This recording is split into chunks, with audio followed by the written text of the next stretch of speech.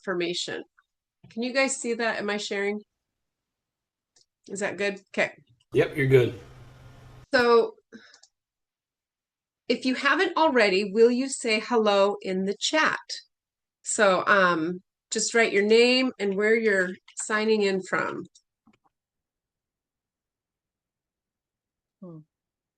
We have Tom from Virginia so far in the chat. Jessica from Arvada. Is it Arvada or Arvada, Jessica? I was always confused with that. It's Arvada. Arvada. Mark from Belgium. We have Shannon leading us from Tacoma and Stacy from Mukilteo.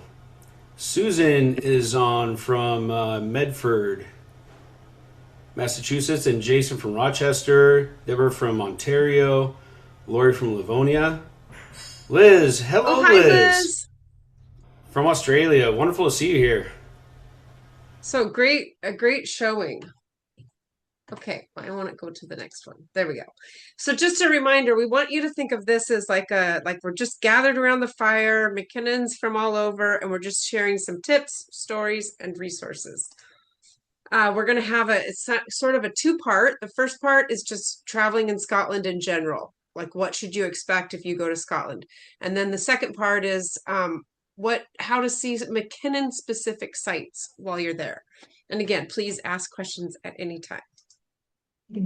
So one thing that's great is that we are a member of the National Trust for Scotland, and if you use the discount code MacKinnon 2026, you can join and get 15% off. Well, why would you want to do that? Why do you want to join the National Trust? Well, it gets you into can you guys is this showing up on the screen, this all Yeah. this stuff at the top? Do you know how I get rid of that? Because that's annoying. When you say the stuff at the top, you mean our video feeds or what? The audio video participants, do you guys see that or is that just me? No, Okay. you see that. Yeah, That's I think just it's the just you. sharing. Okay. Colin joined So us. hi Colin. So why would Good you want to afternoon. do this 15% off? Well, if you go to any of these places like Brodie Castle, Culloden Battlefield, Robert Burns, you get in for free. And those costs add up super fast. So it might be 15 pounds to get in. But if you join as a member of the NTS with your MacKinnon discount, you get in for free. So that's something that's really great that we do. And So real let's quick, dive in. Shannon, Yeah, real go quick, it's ahead. not just National Trust sites in Scotland on the previous thing at the bottom. It's also England, Wales, and Northern Ireland. So if you plan on traveling all around the British Isles, it can get you into a lot more places as well. A lot of value. Yeah, and I love that we do that as a society. Yeah. So let's get into some of the tips. If you're going to go to Scotland, pretty much everybody recommends renting a car if you're going to leave the metro areas. If you're staying in town, you can take the train everywhere. It's amazing. But if you're going to go to Skye or anywhere out in the country, you're going to want to have a car.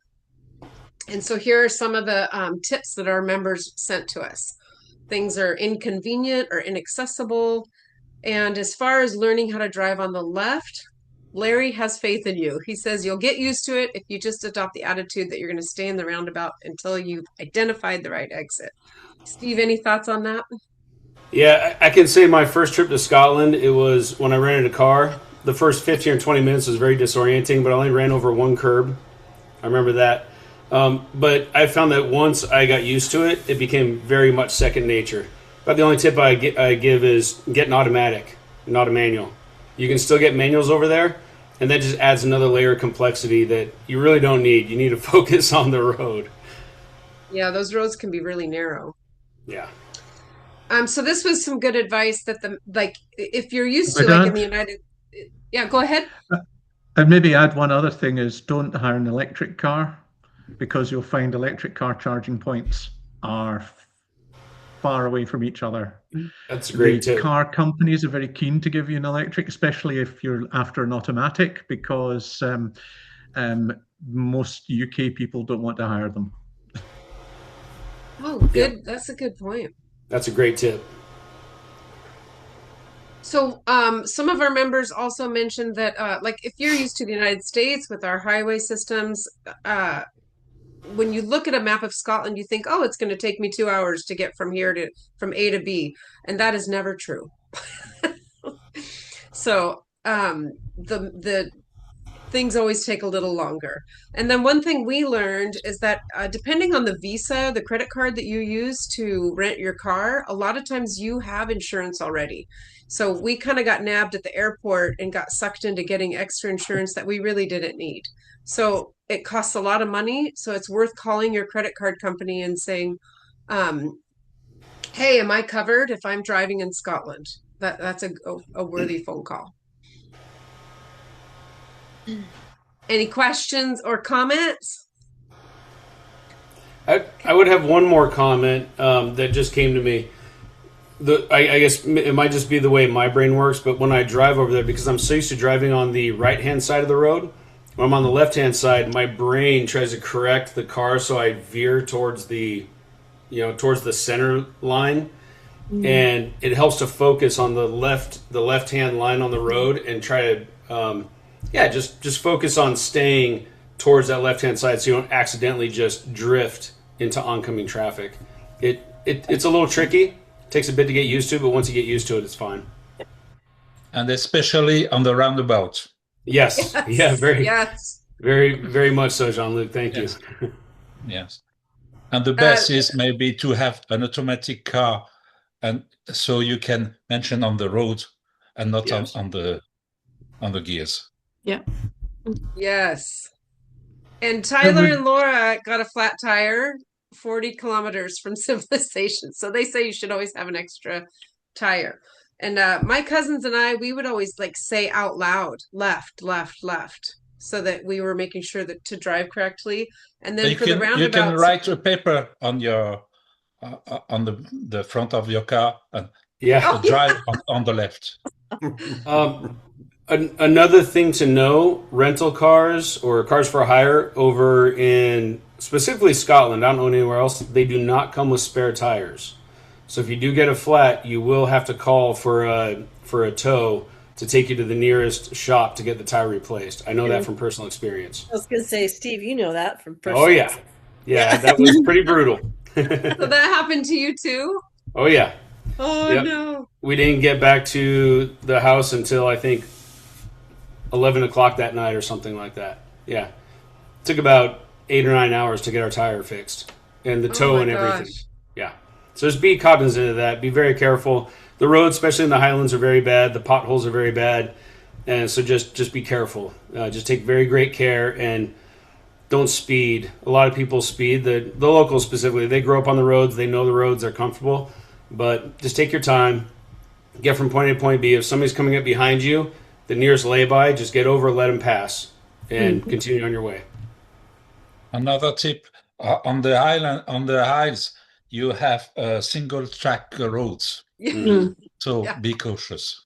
Yes. Yep. Yes. The lay-bys for when you're driving, your lay-by is on the left-hand side. If there's a lay-by on the right-hand side, then oncoming traffic, they're required to get in that lay-by.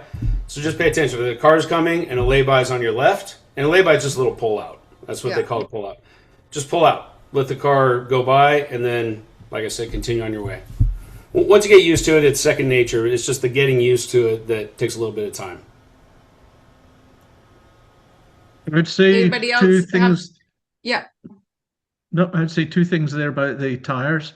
Yeah, it's basically across Europe. There's the idea that it's more fuel efficient not to carry a spare tire, and so the car manufacturers don't tend to supply. What they tend to have is a tin of foam that you can spray in the tire, so that will then at least get you to a garage. So it's always worth looking for that. And the second one is if you want to use your own insurance, then quite often the car hire companies will put a charge of maybe $1,500, $2,000 on your card, but that may not be removed from your card till 2 or 3 weeks after you've finished your car hire. So what we do when we go on holiday is we have a card with a very big credit limit on it, and that's the one we use for things like car hires and things. So then if it takes 2 or 3 weeks for the money, it's not taken off your card, but it's frozen on your card. Yeah. So if that makes sense. Yeah. Yeah, a hold. Yeah, great idea, great tip. Don't use your debit card. No, they won't take it. They won't take it. Yeah. Mm. And then when we went, we just used a clock. So we would say, and the Nice. roundabouts, okay, the exit's at 3 o'clock or the exit's at 9 o'clock. So the driver knew kind of where to turn. And that helped us when we were there. Let's talk trains. So Larry McRae took the Caledonian sleeper to London and said it can be a bargain because you might pay the same amount if you're paying for a hotel. I took the train from Glasgow to the Kyle of Lacalche, and it was maybe a 5 hour, 5.5 hour journey, but oh, it was just stunning and so relaxing. And we just sat and had tea and read a book and looked out the window. It was amazing. I've found personally that in the metro areas, you shouldn't even get a car. Just walk or take public transport. The bus or the trains are awesome. And you can also you can get your ScotRail passes before you go to Scotland. So that's worth looking into, to look at and then get the ScotRail app. Anybody else have some experiences with trains? I agree. In the metro areas, the mass transit is very good. We did take the Jacobite steam train from Glasgow to Malig, and that was nice.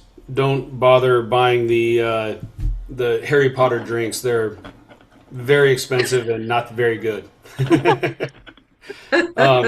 One thing, do you have a ferry section on here, Shannon? I don't recall. No, I didn't put anything Okay. about the ferries. So right now, just so everybody's aware, the ferry system in Scotland has a lot of stresses on it. They have some ferries that have been taken out of service and other ones that are temporarily assigned to routes. And so it can be tricky if you're planning on taking a ferry somewhere. Plan ahead, get tickets ahead of time, especially for the ferries where you have to drive a car on.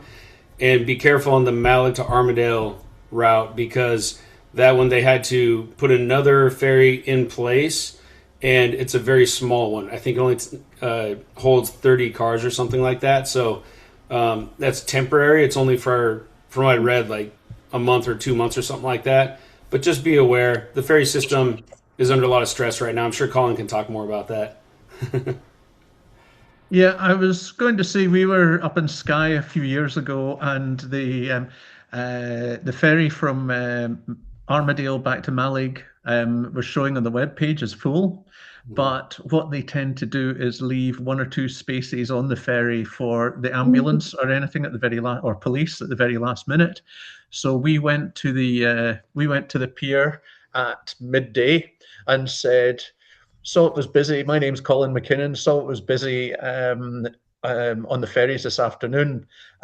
Is there a standby for the 4 o'clock?" And the chap said, "It would be a sad day if there wasn't a space for a MacKinnon on the Skye ferry." And we had a space, so we went down and walked down to the Point of Slate and the beautiful beach there, etc. So yeah, pull those family strings. Yeah. No, that's a great tip. Oh, the family strings. I love that. Somebody mentioned, I believe was it 2 years ago now that we had our gathering, Yeah. that they did the vacation by rail. I believe that's the one that it was, the Highland tour. I'm curious to see how that was because I don't want to drive ever again in Scotland. I figured it out, but even still, my dad was enjoying the view and I was shaking nervously the entire time. No, that's great. I haven't heard of a vacation by rail, but you can get to most of the bigger areas by rail. If you want, there's no train onto the Isle of Skye, and obviously, so you can take the train up to Kyle of Lacalche and hire a car there if you want to. There are some buses that run as well, but it's not as convenient, and everything on Skye is so separated that if you want to go to, I don't know, ferry pools. Ferry pools are very popular, right? You won't be able to take a bus there, I do not believe. If you can, it'd be very inconvenient. So there are places you would need either a car or hire a tour guide or something like that. But yeah, if it would be great if you could do a vacation by rail and go to Inverness and Cabo and Oban and all these different areas, it'd be great if you don't want to drive a car. So I would say there's a web page, Travel Line Scotland, and you can put where you want to go to and from on it. And you can highlight you want to use a train or a bus or a ferry or a mixture of things. So you could very well go to Inverness by train, take the train from Inverness to Kyle. You could then get a bus from Kyle to Portree. You could then get a bus back from Portree down to Armadale, take the ferry across to Mallaig, take the train from Mallaig back down to Glasgow. So it is possible, but you have to be aware. Yeah, you might end up having to wait hours in certain places, but it gives you a good excuse to explore them. Yep, and I just dropped that link in the chat, so thank you for that, Colin. Okay, let's go to the next. So let's talk lodging. Where are you going to stay? I don't, does anybody know? Larry was talking about a book a bed ahead. Does anybody know if that still exists? Because he would stay at a B&B and then book a bed ahead to the next one. I've never used that, but yeah. But Bruce and I have stayed. We stayed at Glengorm Castle, and then we also stayed at a hostel. And what we found with the adult hostels, that what's really fun is that you meet locals. You meet people from Europe, and you also meet people from Scotland that are just having a weekend away. And they're really nice and they're really fun. And you have tea in the great room, and it's great. And then we also stayed a couple nights in a castle, and it was really fancy and it was super fun, and 5,000 thread sheets and whatever. So I say mix it up. And self-catering is a great way to go. We've done it all and it's really fun. Yes, Mark. Regarding the season, it's very easy to reserve a B&B day after day. One day for the evening. It's very easy. Oh, good. We did it. There is a page on Facebook called Rooms in Sky, and it's a group you can join. And people put on there, I'm going to be in this area on these dates, specifically for Isle of Skye, but I'm sure there's groups for other places. And people that have open rooms will respond, and they'll say, direct message me, and I'll give you a deal, and so on and so forth. So that's another resource you can use. But I echo, look well ahead, because even 6 months ahead of time, you may not be able to find something easily that meets your requirements in an area you want to go. So yeah, plan way ahead.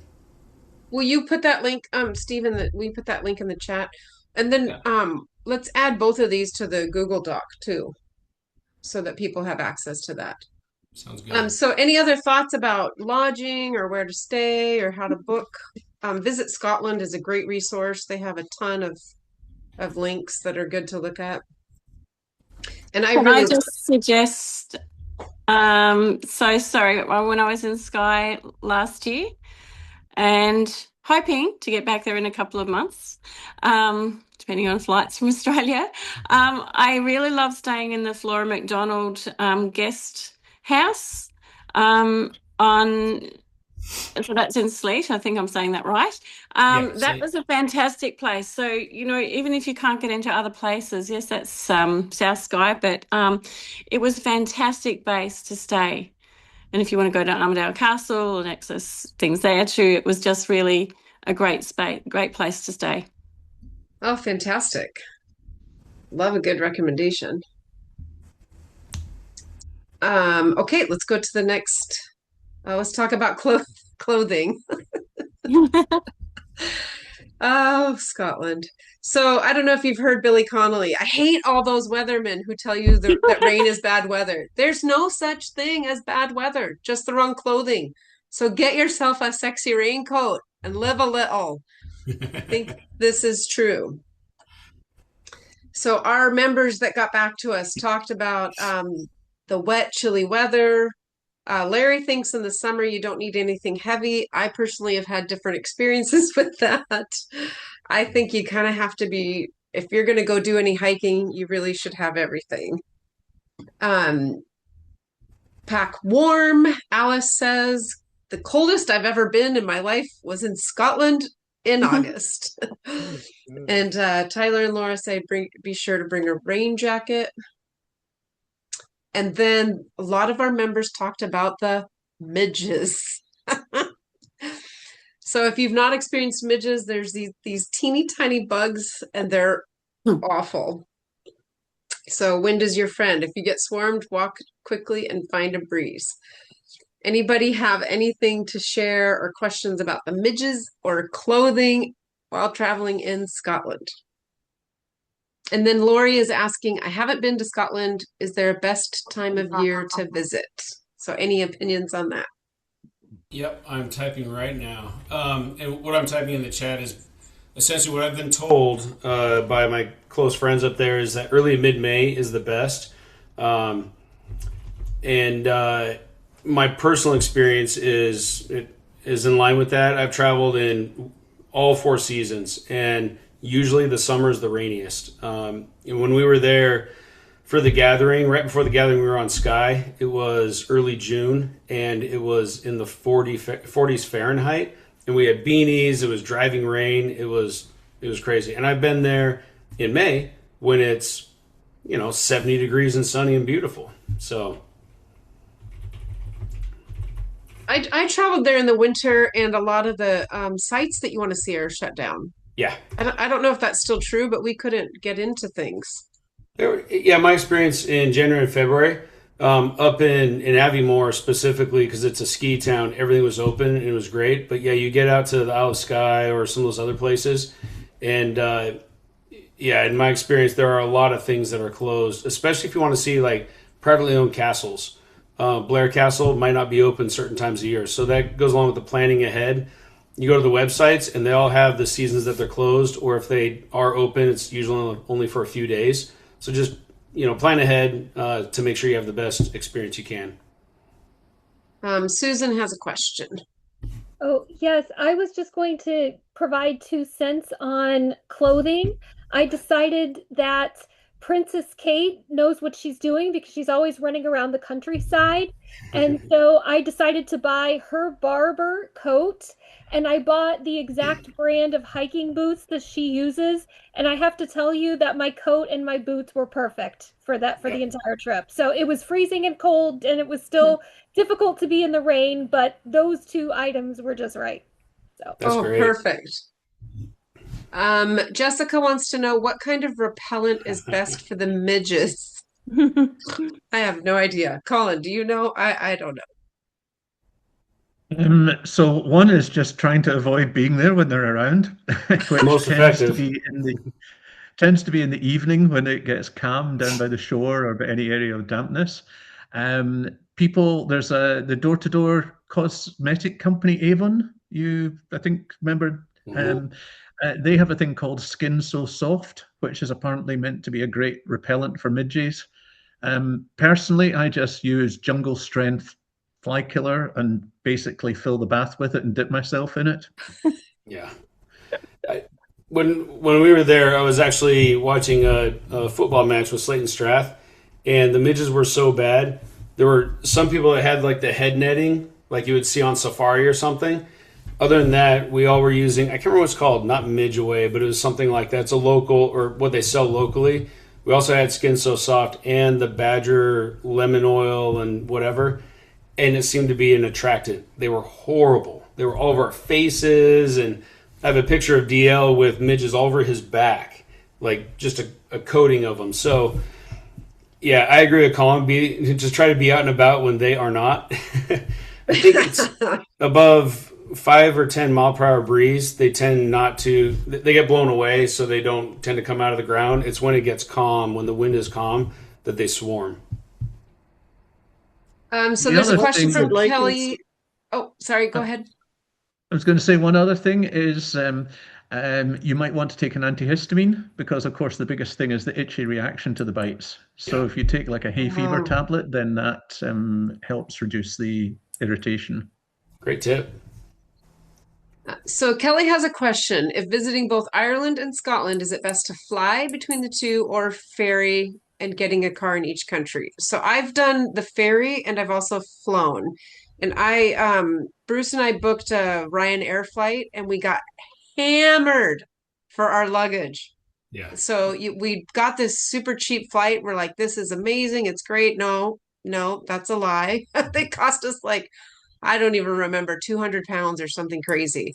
So just be aware that if you book with Ryanair or the cheaper airlines, they trick you with the luggage stuff. And then I haven't taken a car from Ireland to Scotland, but I have taken the ferry to Stranraer and then had some cousins pick us up, and it was really beautiful and fun. It's kind of a cool experience, but I didn't do it with a vehicle. I just did walk on. And the ferries are, yeah, it was cool. It was fun. So I have flown from Dublin to Edinburgh on Aer Lingus, and kind of the same thing. If you book a super cheap fare, they're gonna get you with the luggage fees, but you can buy a ticket that includes luggage, and it's pretty cost effective. I think it was £100 to fly with a checked bag and a carry on. But yeah, it goes back to the planning ahead and what you like to do for an experience. There's nothing like taking a ferry and standing outside and seeing the beautiful rugged coastlines and everything. Flying, I think, is best if you have a limited amount of time and you want to maximize your time. But if you have time and you don't get seasick, the ferries are a really nice option. I enjoy them. So Mark is asking about Loch Ryan to Belfast. I'm not sure because when I did it, I went from Belfast to Stranraer. So I don't know if that's near Loch Ryan. I'd have to look at a map. It's basically the ferry terminal isn't in Stranraer anymore. It's just right. There's a new terminal just right next to it on Loch Ryan. So, but what I was going to say about the ferry is that if you hire a car, you'll have a problem taking it certainly to the Republic of Ireland because you're taking it across an international border. So that can make issues with insurance on it. The other thing is when we went to French Polynesia, we went via New Zealand, which was winter time there. So we took lots of warm clothing and we left our suitcase in the hotel and went to French Polynesia with a small bag because it's nice and sunny. And then we came back to New Zealand and picked up our bag. So if you're in Scotland and you want to go to Ireland, but you're coming back to Scotland, then maybe instead of taking all your luggage with you, leave some of it in the hotel that you are in Scotland and then collect it when you get back. That's a great tip too. That's a really good tip. Colin, you're full of great tips. And I will say, so Mark, you're going to Belfast. So I lived in Northern Ireland for a year, and you can see a lot of the sites using the trains and the buses. It's really accessible. There's really nice walks. So you can take the train out to like Portrush and go see Dunluce Castle, and there's what are the big rocks? Giant's Causeway. All that stuff is really easy to get to. It's nice. How long does it take to get to ferry between Scotland and Ireland? I don't remember. Does anybody remember? 3 hours? I don't remember. I'm not sure. I personally haven't done a ferry trip between them. There you go. So Colin says 2 to 3 hours. There you go. Okay, let's go to the next. Let's talk about hiking. So our members loved hiking. So we got a lot of good feedback about people hiking. I would say you need to bring the 10 essentials. And if you don't know what that is, then you should research it and really be prepared because it can be very dangerous if you're just hiking around in the hills and you don't have the stuff with you that you need. So I would, unless you're doing like a paved walkway, I would be prepared. My favorite website is walkhighlands.co.uk. They have every single Monroe hike, anything that you want with pictures and maps and just tons and tons of information. So have done a few Monroes over there, and it's just unbelievably beautiful and fun and amazing. So hiking is awesome. Anybody else? Yeah, that's a good point, Colin. Colin says, tell your B&B where you're going. That's really smart. Yeah. Yeah, I think just last year there was a German fellow that disappeared on the Isle of Skye. It's Mother Nature does not care how fragile we are. So, yeah, be extremely careful if you're going to go for a hike. Enjoy yourself, but just, yeah, be aware that Mother Nature is not very forgiving. And a lot of times, so like some of our friends here from Washington State, I kind of gave them the big long lecture. I'm like, you need to have the 10 essentials. You got to have this. They're like, okay, okay. And then they went and they were up near Applecross and they were using their phones for maps. Mm-hmm. And then they lost cell service and then they got lost. And Yeah. so, and they didn't have all the stuff that they needed. And they thought, oh my God, we're going to die. And they ended up running into some other hikers and they were able to get their way out. But you can't depend on your phone for your map. You have to have the stuff with you because you may or may not have cell service. Your phone might die. Like it's just, please be safe. Okay, I'll get off my soapbox about being safe now. Are there any questions about hiking? It's a really important one for anyone that wants to be outdoors. Okay, we have a question in the chat. I'll be going to the Iona Abbey in Oh, yeah. September, and there's a Yeah, I think on Iona you'll be okay because it's so small, and we'll talk about Iona here in a few minutes too. Where is the best fly fishing in September? Salmon or trout? I have no idea. So most places there, my understanding is they are estate owned, so you have to get essentially a permit from the estate, not from the Scottish government, and most of them require you to have a guide. For instance, Kinloch Lodge down on the Slate Peninsula on the Isle of Skye, they run fly fishing essentially outings, and it's actually a fairly decent price considering it's guided and everything. So based on where you want to go, where you want to stay ahead of time, do some research into the estates around there and the services they offer is the best advice that I can give. Okay, let's go to dining. Oh my gosh. This is really great advice from Laura and Tyler. Be prepared to make early dinner plans or reservations because you have to be flexible, especially in Portree. I found that it was really smart to carry backup protein bars and snacks in the car because sometimes things happen and then restaurants are closed and there's nothing to eat. So things run differently. I'm accustomed to, we have 24-hour access to food in Tacoma, and that is not true in the Highlands. Yeah. Other thoughts about that? Places get filled up fast. There's some great little pubs, but yeah, it's best to go a little bit on the early side to make sure you can get a seat because they do fill up very fast. Oh, and something else I found when I was there too, that you could get turned away for locals to be able to be accepted first. Wow. Oh, I didn't know that. Yes. Wow. So I ended up driving 20 minutes the other way, and there was no way they were going to budge, even though I could see lots of tables available. Yeah, interesting. And I did try to call MacKinnon, was there, we had family there that lived blah, blah, blah years ago. No, that didn't work. Yeah. Basically family. And Colin says, if self-catering and Skye get to the co-op in Broadford in the morning because it sells out. There is also a co-op in Kyle as well, which is right across the Skye Bridge. But yeah, they are smaller grocery stores, so that's a great idea. And speaking of Skye, we went to the Three Chimneys restaurant. We did it one time for dinner. I would never do that again. It cost a house payment. But I did go for lunch. So I think to go have that experience of being at a fancy restaurant, for me, lunch it gave you you got to try it out and be there. But dinner I'll never do that again. It was way too much money. Well, how much does a dinner cost at the Three Chimneys? I think our total bill was like 400 pounds or something insane. It's a lot of money. Wow. For dinner, which was, we did wine pairings and I think it was a 9-course meal. One of the courses was pigeon, like this much. Yeah. But it was a great experience, but I wouldn't do it again, but I would recommend lunch because it's, you still get to go. Let's see. Jason says, great vegan options at each of the hotels. Yeah. It was recommended I call ahead to let them know I was coming so they weren't put on the spot. That's really smart advice. Yeah. Oh gosh, I had something that just came to mind. So there are a lot of foods over in Scotland that are things that Americans at least don't normally eat. Not sure about everybody else, but don't be afraid to be adventurous and try something new.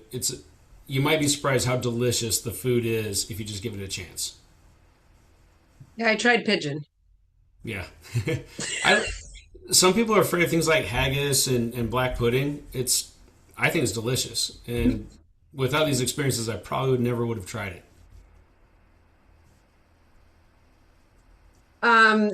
Any other questions or thoughts about food and dining out in the Highlands or reservations? Okay. Colin says less is more. That's very true. It does no good to throw food out. But there are also a lot of very good Indian restaurants. Oh, Yes. Italian Yeah. or Italians. Yes. If you're in Edinburgh, Rostam is amazing Indian food.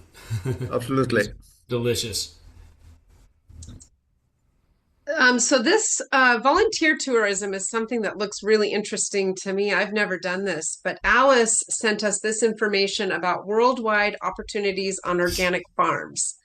And she stayed, I think, maybe like 3 months or a month. I'll have to look at her email, but she said some of her best experiences was you go and you work the farm and then you get your food and lodging for free. Sounds amazing. Not for free, but in exchange.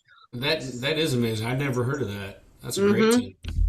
Yeah, so it's called WOOF, Worldwide Opportunities on Organic Farms. And it just looks super cool. Has anybody done that? Nope, but I'm about to drop the link in the chat. Please do. Let's see. I love dinner at the witch, and thanks for putting things in the chat. We're repeating them out loud so people, when they watch the recording, can have the insight from you as well. I love dinner at the Witchery in Edinburgh and the cafe at Glengorm Castle. If you're going to Dún yeah, that cafe is really good. I was shocked that hotel bars and local pubs close early in the evening. Yeah, same. Like you're kind of expecting that you're going to be able to get food and then you starve because you're like, wait, what? If anybody's going to Broadford and you like seafood, drop by the Shellfish Shack. It's owned by Martin MacKinnon, and the seafood is amazing, fresh every day. It's cooked in the Claymore restaurant right behind. It's just a little shack, but great people, amazing food, and great experience. They're so nice. So Liz is wondering about advice about getting a kayak and slate for a short paddle. I bet, Steve, you could probably reach out to Martin and ask him if he knows. Yeah. Because any one of them. I have cousins on Slate that I could ask as well. I know there are outfitters around there you can rent things from, as well as the estates do all that stuff as well. And if you want somebody to guide you, because there's a lot of really cool hidden like coves and things that only the locals know. So getting a guide would be a good idea as well. That sounds like a great idea. What would be the best way to find a guide, did you think, Steve? Through the estates or even on Facebook. If you get one of the community groups on Facebook and ask them, they could help you out. Thank you. Yeah, you're welcome. Colin says food after 9 can be tricky. Pubs used to open in Edinburgh till 3, but times are getting tough and people are not spending so much. So, good advice about food. So that's kind of what was our focus on, just like in general, traveling to Scotland and what that feels like in general. So now we're going to shift to Scotland for like MacKinnon sites specifically. Steve, can you put in the chat the name of the restaurant owned by Mark MacKinnon? It's Martin, and I'll drop it in the chat as soon as I pull it up. That's the Shellfish Shack? The Shellfish Shack, yep. I'm going to drop the Facebook page on there. Great little spot. And then, Steve, will you also, all these links that you're putting in, can you also put them on that Google Doc? Sure. Please, because I don't want to lose them for everybody else. Yeah, no problem. So this little, I don't even know how much time this took for Steve to do, but it's a living document. you explain it. I'll click on it and then you explain it. So it is a Google map. It's a Google My Map where I put down in MacKinnon country a lot of the different sites, like sites to see, things specific to MacKinnon's, maybe not specific to MacKinnon's, but related in some way, or just, great sites to go see. And they are color coded, and the little icons, like for instance, down near Tobermory, there's a little drink glass. That's a Tobermory distillery, not a MacKinnon related thing, but it's in Tobermory, which is deeply tied to the MacKinnon. So put that on there. Dinar is on there, so you see a little purple icon with a castle. That's a MacKinnon castle. That's Dinar. So yeah, you can go through, and the nice thing about this My Maps is you can use it as an interactive Google Map. So if you want to go somewhere, you click on it, directions from where you're at, and it'll show you whatever roads or whatever you have to take to get there. It is, as I said, it's a living document. So as I learn new things, I put them on here, and it'll automatically update. So it'll be the same link. The link will not change, but sites might be added to or changed or whatever, so on and so forth. If you zoom in there, shows a little hiking guy. That, I believe, is that Prince's? I think that's Prince Charlie's Cave. Yep, right there. Click on it. Yeah, Prince Charles Cave. So one of the things that I ran into on my first couple trips is I knew about places, but I didn't know where they were at. So I wanted to build this so it'd be easy to find where all these places were at, and by extension, how to get there. Yeah, it's an amazing resource. We're so grateful. Like you could just like travel from home. Yep. So Deborah, the link to the map is on the presentation that Shannon's going to share with everyone. So you'll have the link to that. You also have the atlas, which I don't want to get too far ahead, but the atlas is on there as well. And I just put it in the chat too. So the link that's right above your comment should be the. Okay, now now I gotta. How do I get back to my presentation? Okay, I'm going to stop sharing for 1 second because it won't.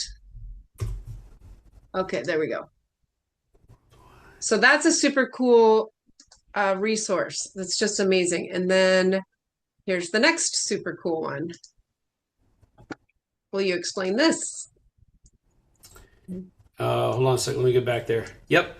Okay, so the MacKinnon Atlas of Scotland, we made this for the gathering in Edinburgh, but we're making it available to anybody in the clan. And this is, you can print it out, and it's formatted for like 20 by 30. So if you can go to large format printer, it's formatted for your normal kind of folded map size. And if you go back to the first page, Shannon, obviously that's a map of the entire Scotland. If you zoom in on Skye, you can see all the points that are on the Isle of Skye that are in the atlas, and they're numbered. Can you guys see that? Mm-hmm. All the little color-coded circles. Okay, so if you go to page 2, this is not just MacKinnon places, it's anywhere that people might want to see. So again, they are numbered, and if you go over to the left-hand side, on the Isle of Skye, number 1 is Castlemoyle, of course. Number 2 is Dunringle, and you can cross-reference that to the location. So the Google map is nice because it'll give you directions to places, but this is nice because you can print it out and know exactly where these different things are at, as well as a little bit about them, and they're tied to the MacKinnons. Anything green is tied specifically to Clan MacKinnon. Anything that is maroon colored is not specifically tied to Clan MacKinnon. Is just a site to go see. And then the light blue, I can't remember what the light blue is. What's number 10? Oh, distilleries, Torvig Distillery. Yep. So Torvig is the newest distillery on the Isle of Skye out of the two.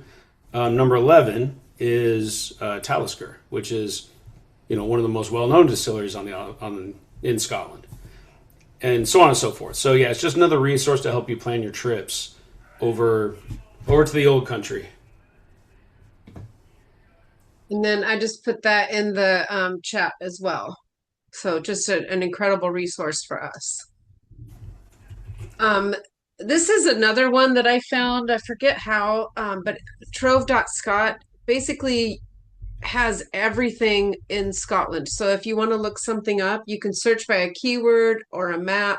It's an archaeological effort and it's quite incredible. So you can go and let's say we want to look up Castle Moyle. It will show you images and information and records about Castle Moyle. So you could take one of those things from Steve's map and be like, oh, I want to learn more about Dunara. What's that? And you can put it into trove.scot and it will help you. So that's another resource. Oh, I meant to put it in the link, but it's Trove. And this also everybody will have access to the Google slide deck.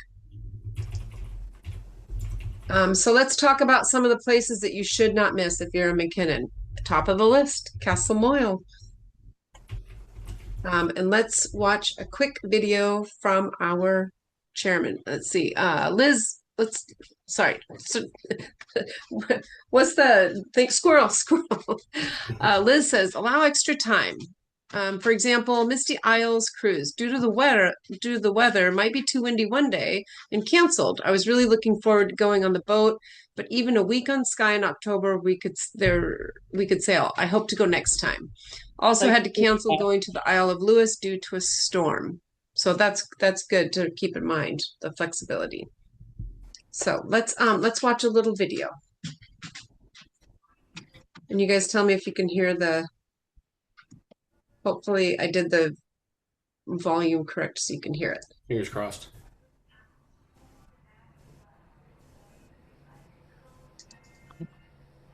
Oh, there's no audio. Oh. Okay, I don't. These links will be in there too, so you can watch them on your own time if we can't get the audio to work. Yeah, because I already did that computer audio on Zoom, so I'm not sure why it's not. When you hit share, is there a button that says share with audio? Share settings.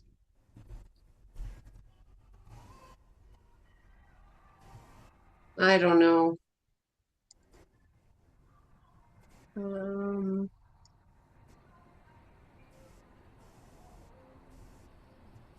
I don't know. Darn it. Well, we'll put the link in the. If anybody's on YouTube, all these videos are also on the Clan MacKinnon Society YouTube page as well. Yeah, so it's a 1 minute explanation. And if I can figure it out, maybe we can do it at the end, but I don't want to take, I think I'm not that technologically advanced. Sorry. Would you like me to try sharing it real quick? Yes. Right. Let me, how do I stop sharing? Oh, right there, the red button in front of my face. Okay, yeah, do it, Steve. See if you can get it to work. Hold on, bringing the video up. Okay. Hopefully we can make this work. Share. Content, share sound. There we go.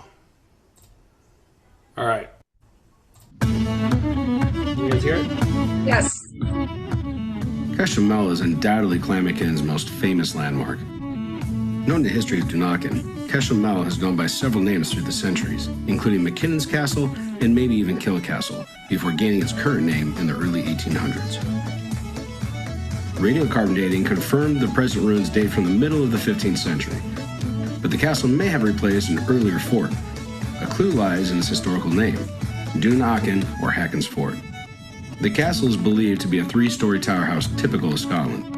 There are still many mysteries surrounding Castle Mell. It may have been built by either the MacKinnons or the MacDonalds, and the ruins have never been excavated. The present ground level is actually the first floor, the ground level being filled with rubble from the castle's collapse. You can access the ruins using a trail that was refurbished recently. Park in Kilachan and find the trailhead at the south end of Obe Road. Then follow the trail and cove to climb to the ruins. But beware the tides. There you go. You can take it back now.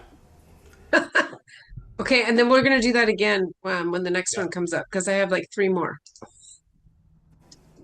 Okay, so there's Castle Moyle. You have to go there. Well, one we did a little plaque, the Clan MacKinnon Society, and it's part of our heritage. So Probably the Mark easiest to said, get to as well. yeah, and it's really fun. Mark recommends Saucy Mary Restaurant, a cocktail on the lawn of the Coolin Hills Hotel for a view of the homes and the ferry pools. So that's Sky stuff.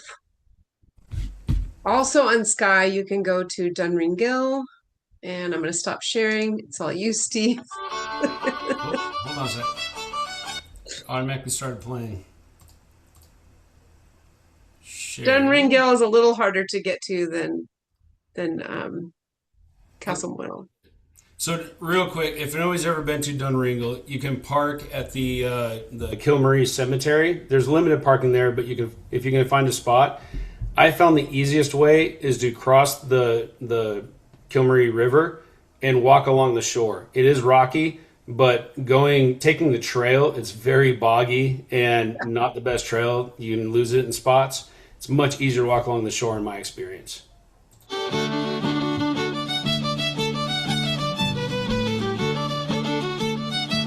Hugging Loch Slappin's wind-whipped shore, Dunringill represents the first home of the MacKinnon chiefs on the Isle of Skye. Originally an Iron Age broch, Dunringill was rebuilt and modified during the 14th century into a fortified house that controlled the surrounding waters and glens. While appearing to be little more than a ruinous pile of stone, Dunringill's power is still evident in the remaining dressed stone wall and low, narrow entrance. It's not difficult to imagine that its defenses would have favored the MacKinnons. There are 2 ways to visit Dunringill. After parking at the old Kilmarie Cemetery, you can brave the Kilmarie River when its waters run low or across the footbridge. From there, either venture along the rugged shore or slog along a boggy trail. Either way, you'll be rewarded with astounding views across the Loch Slappin and Ishort while exploring this historic MacKinnon ruin.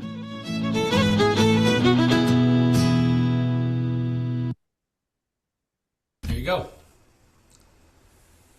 And then, do you want to just do Kilcreast? Sure. Because that's the next 1-minute video. Let's see here. Share.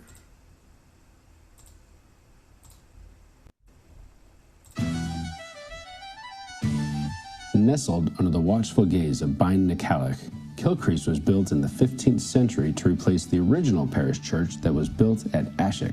Though constructed as a simple rectangle, Kilcreast would have been recognizable by its parishioners who would walk from miles away over hills and moors first to attend Mass, and after the Reformation to hear sermons. Neil MacKinnon, the first Protestant minister of Strath, was even said to preach while armed for battle, such was the state of the time. At Kilcreast's crumbling east end sits an enclosure within which are buried generations of the MacKinnons of Strath, attested to by plaques set into the church wall. During restoration works, a lintel stone sporting a carved boar was found, yet another hint at the strong connection between the MacKinnons of Strath and their church. You can visit and explore the ruins of Kilcreast. Take the B8083 west from Broadford, and you will see the church after no more than 5 minutes. And don't forget to mind the gate.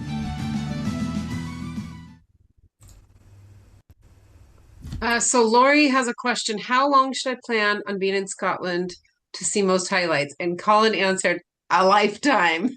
I think that's the truest answer. There's a reason why we keep going back. That's what I was thinking when I typed it, but thank you. There's so much to see and do. I think it was Larry recommended limiting Edinburgh to 2 days. Every time I go back to Edinburgh, I find something new. There's always something to explore. It's really true. So let's see. Let's carry on. So we did the Kilcreast. Real quick, Shannon. Deborah asked if we need to book a ferry ahead for walk-on. I don't believe for walk-on is really necessary. Most people have to book for their cars. Colin, do you know? I think walk-ons are pretty easy. Yeah.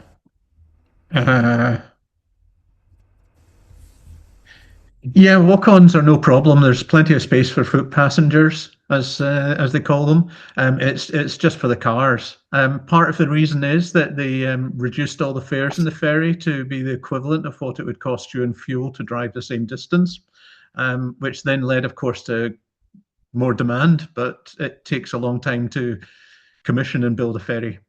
So. Great questions. You guys keep asking questions and interrupt us at any time. Makes for getting there's so much extra stuff coming through that we didn't plan for. It's awesome. So Alice says the Isle of Skye is definitely a must do. It's a small island. I'm not sure. I think it's a small island, but it might seem like there's not too much. Oh, I think that's a typo. Sorry, but don't be tempted to shortchange it on your itinerary just because of that. It's a great place to absorb. Personally, I think that Skye is worth like 5 nights or more. Me personally, yeah. But. And don't be afraid to get away from the real big touristy areas. In fact, those can sometimes be a letdown because there's so many people. For instance, the Slate Peninsula, there's a lot to explore on the Slate Peninsula. Nobody really goes there. But because nobody goes there, it's not overran by tourists. There's not lines to go see like the Curang or the ferry pools or anything like that. It's nice to get out and around. Jessica, I have not golfed in Inverness. I'm an avid golfer. I'm actually putting together a golf trip over to Scotland with some friends. There is a lot of golf, a lot of beautiful courses for very reasonable prices. And there's not a lot of people golfing outside of, say, St. Andrews. So there's a lot of opportunities. Most in the Highlands, most of the golf courses I've seen are 9-hole courses with alternating tee boxes, so you can play 18. I would highly recommend, if you go to Skye and you like golf, play at the Isle of Skye Golf Club. It's the only course on the entire island. It is absolutely beautiful. It's just north of Broadford, so easy to get to. Amazing views of the mountains to one side and the sea to the other. It's just a special place. Okay. We're moving on now to the Isle of Mull. The Isle of Mull. And there are many MacKinnon locations on Mull, including Dunera and the Standing Stones on the Glengorm Estate, MacKinnon's Rock, and MacKinnon's Cave. So this is my husband playing Pites at the top of Dunera, and our trip to MacKinnon's Cave, which I found to be terrifying. And there's John next to the Standing Stones. So didn't you have a 1 minute for Mull? I do, yeah. Oh, for Iona. Iona, okay. Yeah, so I don't yet have one of Dunera. When we had gone, I made the Iona video. We had very limited time to be able to spend on Mull and everything, so we weren't able to get up north. That's probably not my next trip, but the trip after. I'm planning on doing that and making some videos at Tobermory and Dunera and maybe some other places as well. And then Liz put into the chat, if you want a taste of Scottish Gaelic, you can join a great cuppa and chat beginner class in the evening at the Gaelic College in Slate, and they will welcome you warmly. I would love to hear more about that. It's Misha Shannon. Yeah, that's right.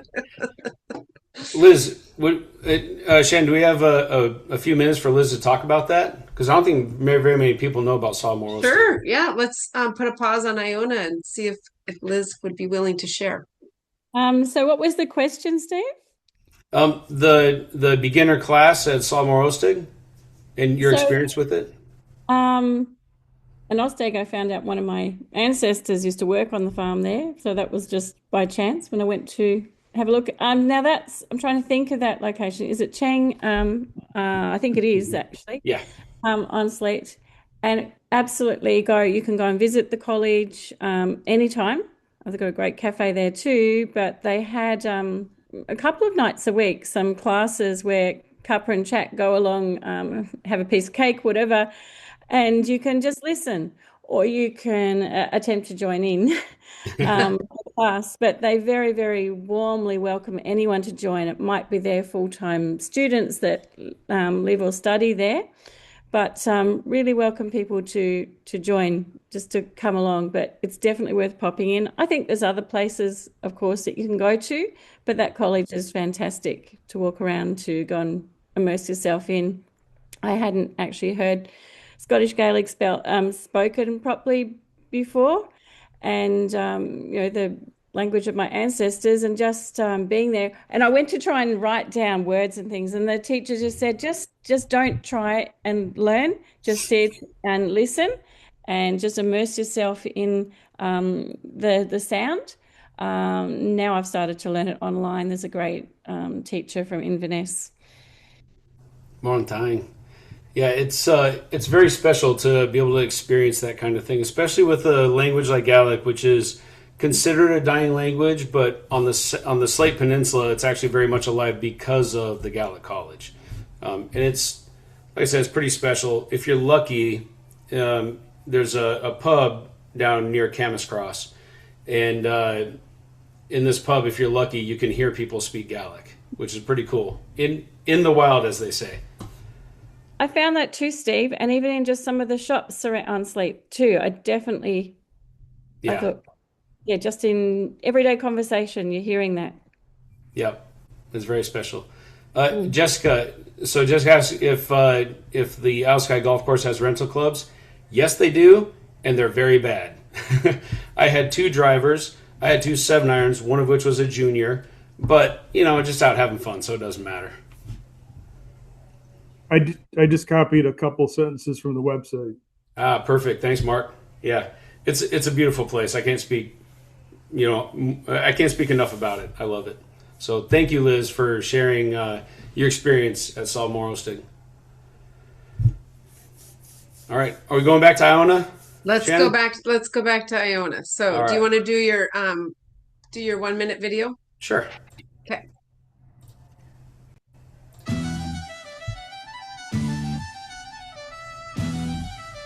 What we now call Iona Abbey is known to history as St. Mary's Cathedral, a 15th century Benedictine abbey and nunnery that replaced St. Columba's 6th century Celtic monastery. Clan MacKinnon has a long association with Iona. It's claimed that MacKinnons were the hereditary abbots. What is certain is that John MacKinnon was abbot in the late 1400s, and you can visit his effigy in the chancel. MacKinnon's cross can be seen in the Abbey Museum. It was carved by John for his father, Lachlan MacKinnon. Its rich decorations include a dedication to Lachlan, who was the MacKinnon chief at the time. The spectacular 14th century grave slab of Gilla Breach MacKinnon can also be seen in the museum. Carved into its pillow and header are the names of the first 6 generations of historical clan chiefs, beginning with Finnegan himself. You can easily visit Iona Abbey by braving a series of often stormy ferry crossings, first from Oban to the Isle of Mull, and then on to Iona from the port of Finnafort. So it does take 2 ferries to go to Iona, so be aware of that. Take plenty of Dramamine if you get motion sick. Okay, I'm going to go back to the sharing my screen. So Iona is stunning. It is. We stayed a couple nights there. Oh my gosh, it was amazing. And Larry thinks every MacKinnon should go. It is the loveliest, most peaceful place imaginable.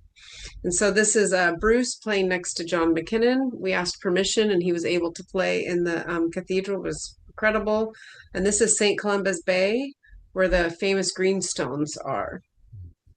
And it's a nice little hike. It's not too hard. You probably don't need the 10 essentials for that one. We already did the 1 minute. So these are just some random tips that people had. Alice is saying just put flexibility in case you meet a local.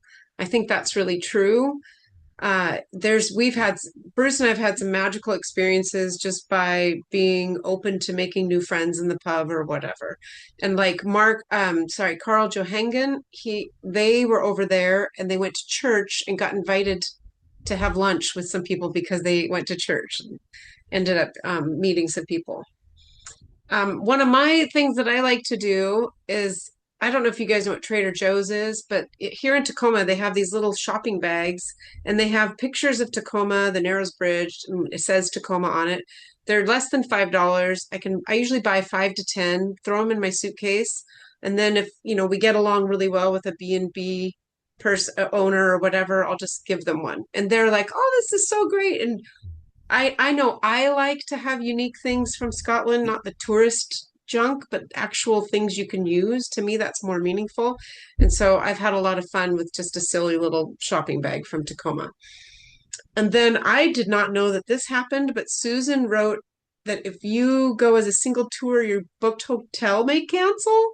If another tour group comes along, I was like, that is crazy to me. So apparently you have to be worried about your hotel if you're with a smaller group. So I mean, where do you stay? I mean, I don't even know what you would do in that situation. Yeah, that's difficult. What I did, Shannon, is I booked through Personal Tours of Scotland, so I had an individual guide that took me to all of these MacKinnon sites. He drove me to every single place, and so they handled all the booking of the hotel rooms, but it was a real scramble. Fortunately, they did find other places for me to stay, but it was very stressful to think that maybe you couldn't stay at the place you were planning to. And then along comes this big tour bus with like 20 people getting off of it, and they're in the hotel that you were planning to stay at. So just be prepared for that potentially. Wow. Great And tip. so then somebody else was asking, did you like your tour guide? Somebody else was, I think Jason was wondering about somebody to work with. I loved mine. He wore a kilt the entire time, and he was like he was the biggest fan of Scotland in the world, and he thought it was amazing that I could track my MacKinnon history way back, and so he was like, so he was wonderful. But they have several different guides that work with Personal Tours of Scotland, so if you look them up on the web, you'll see them. Brian Colley, I think, is the head of it. Okay. And that's Personal Tours of Scotland? Sure, I'm happy to put a link in there for you if you want. Yeah, that would be great. There is another tour guide, independent. He is the brother of the guy that runs the Misty Isle Boat Tour. So he is MacKinnon, Stuart MacKinnon, and he does bespoke tours pretty much anywhere you want to go, but he specializes on MacKinnon sites as well. So a lot of options for tour guides. Do your research for sure. And so then actually I forgot that I put these notes in there talking about what you just talked about, Susan, about your guy. And then just a reminder that there can be a great deal of walking no matter where you are. That hill in Tobermory, that is a real deal. Let me see. So here's all the links that we talked about. That's so people, when they get the slide deck, you can reference that. We don't really need to look at that. That's kind of the end. So It was a great presentation, Shannon. Thank you so much for putting it together. Are there any questions from anyone or any more comments?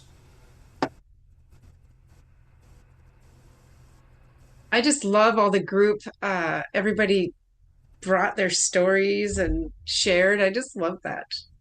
Yeah, the interaction has been amazing. Yeah, and Colin, thank you for jumping on. So for anybody that doesn't know, Colin is actually the Clan MacKinnon Society Commissioner for Scotland. And he is a wonderful person, wonderful resource to be able to reach out to. Yeah. And Jessica, I'm very excited for your first trip to Scotland in September. That's amazing. I can't wait to hear all about it. And if you have more, Jessica, if you have more questions that come up, like I'm obsessed, you can email me, you can email Steve. Like, yeah, we'll probably send you like a 10-page document. It'll be my second trip to Scotland in September. Wow, awesome. I'm excited about that. 1 week retreat at the Iona Abbey and then up to Skye. Oh, very cool. So thanks very much. Yeah, thank you for joining. Yeah, Mark, you had your hand up. Yeah, yes, not directly in a relationship with the travel in Scotland, but I have two questions for Colin. Is he still there? Yes. Colin? Yes.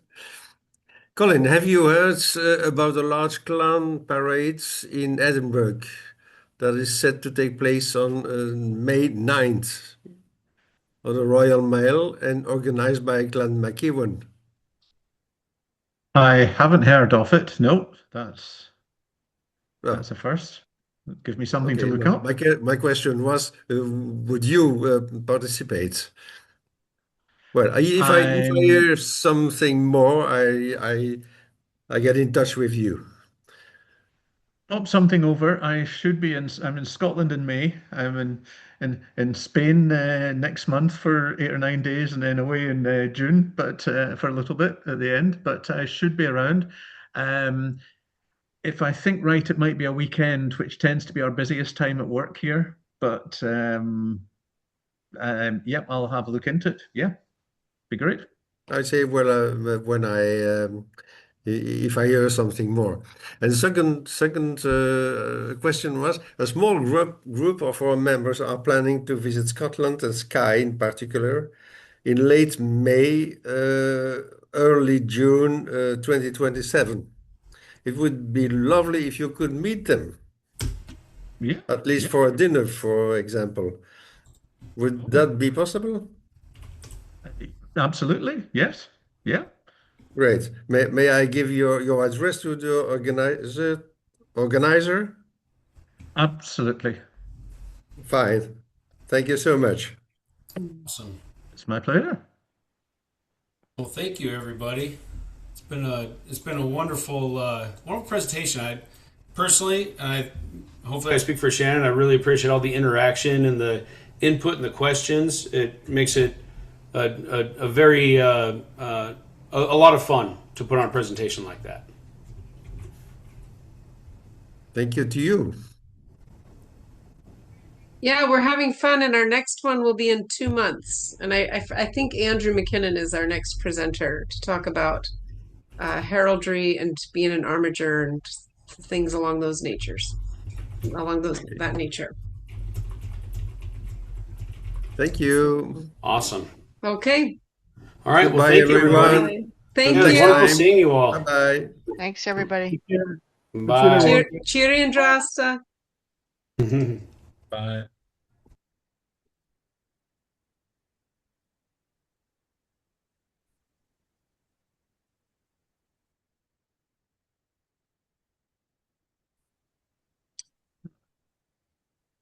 Leave. There we go. Bye. Bye. Oh, oh no, that's